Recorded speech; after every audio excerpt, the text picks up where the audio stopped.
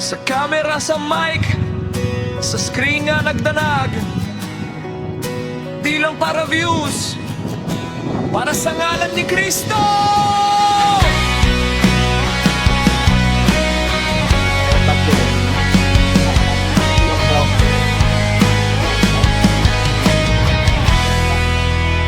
Sa kalibutan nga puno sa kasaba, dagang istorya, dahang drama, pero naami tuyo, klaro o pinuod. Ipakita si Jesus sa matag sulod.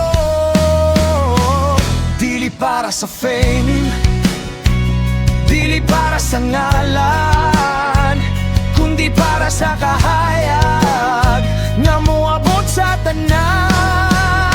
Kami ang mga vlogger para sa Ginoo, sa video, sa kanta, sa pulong nga klaro.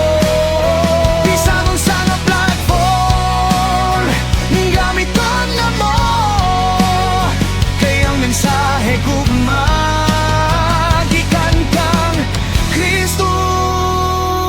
Yeah, click, share ug subscribe, dili lang trip. Kung ang kasing-kasing limpyo, ang mensahe legit. Sa timeline, comment, bisan hate mo sulod, pero gugma gihapon na mong ito bagong pulod. Dili mi perfecto, sayo pud mi usahay, pero ang Diyos na mo buhi, dili gyud mi biya. Kung ang kalibutan fake, kami magpabilin tinuod kay si Kristo among sentro, maurag yun. Kami ang mga vlogger para sa Ginoo, sa video, sa kanta, sa pulong nga klaro.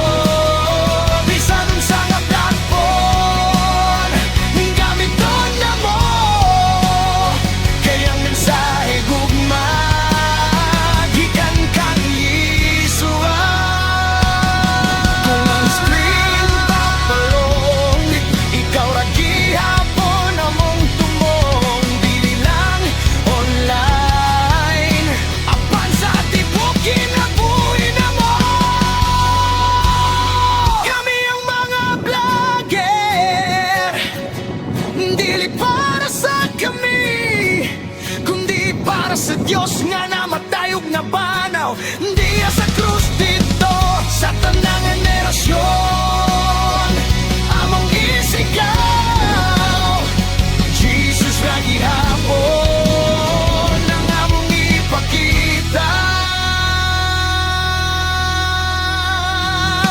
Sa camera wala,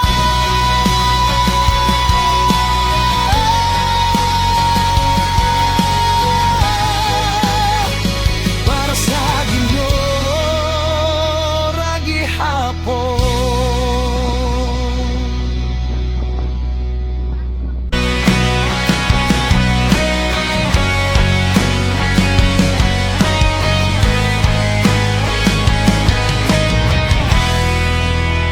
Sa kalibutan nga puno sa kasaba, dagang istorya, dahang drama, pero naami tuyo, klaro o pinuod.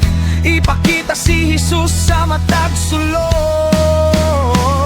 Dili para sa fame, dili para sa ngalan, kundi para sa kahayag